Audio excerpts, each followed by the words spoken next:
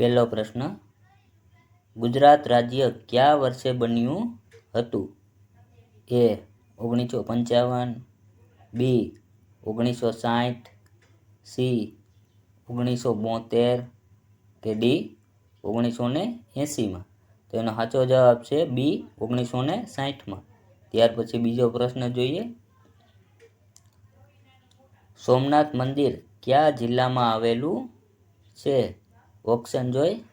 એ પોરબંદરમાં, બી ભાવનગર, સી ગીર સોમનાથ કે ડી રાજકોટ?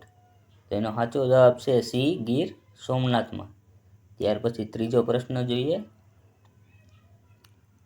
ગુજરાતની રાજધાની ક્યાં આવેલી છે? એ અમદાવાદ, બી વડોદરા, સી ગાંધીનગર કે ડી વલસાડ? તો એનો સાચો જવાબ છે સી ગાંધીનગર. ત્યાર પછી ચોથો પ્રશ્ન જોઈએ. સફેદ રણ કયા સ્થળે આવેલું છે?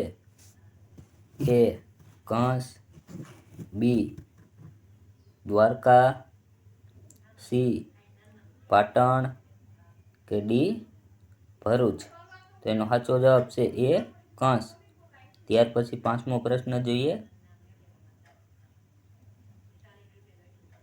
સ્ટેચ્યુ ઓફ યુનિટ કોની પ્રતિમા છે?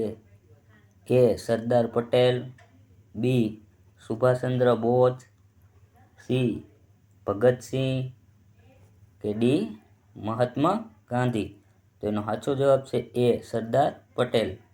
ત્યાર પછી છઠ્ઠો પ્રશ્ન જોઈએ. ભારતના કયા રાજ્યમાં બાજરી સૌથી વધુ પાકે છે? એ હરિયાણા, બી પંજાબ, સી મહારાષ્ટ્ર કે ડી રાજસ્થાન? એનો સાચો જવાબ છે ડી રાજસ્થાન. ત્યાર પછી સાતમો પ્રશ્ન જોઈએ. વિશ્વ પ્રસિદ્ધ પટોળું ગુજરાતમાં ક્યાં બને છે? એ રાજકોટ, બી પાટણ, સી જેતપુર કે ડી અમદાવાદ? તો એનો સાચો જવાબ છે બી પાટણમાં. ત્યાર પછી આઠમો પ્રશ્ન જોઈએ.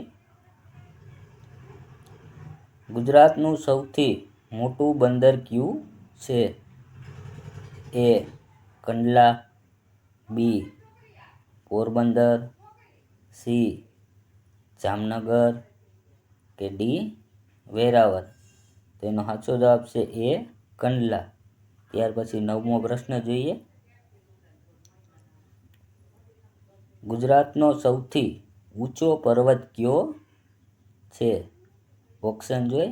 એ ગિરનાર, બી પાવાગઢ, સી ચોટીલા કે ડી રતનમાળ? તો એનો સાચો જવાબ છે એ ગિરનાર. ત્યાર પછી 10મો પ્રશ્ન જોઈએ. પ્રખ્યાત મહાકાળી માતાનું મંદિર કયા ડુંગર પર આવેલું છે? ઓપ્શન જોઈ. એ ચોટીલા, બી પાવાગઢ, સી ગિરનાર કે ડી પારનેરા? તો એનો સાચો જવાબ છે બી પાવાગઢ. વિડીયો પસંદ આવ્યો વિડીયોને લાઈક, ચેનલને સબસ્ક્રાઈબ કરજો.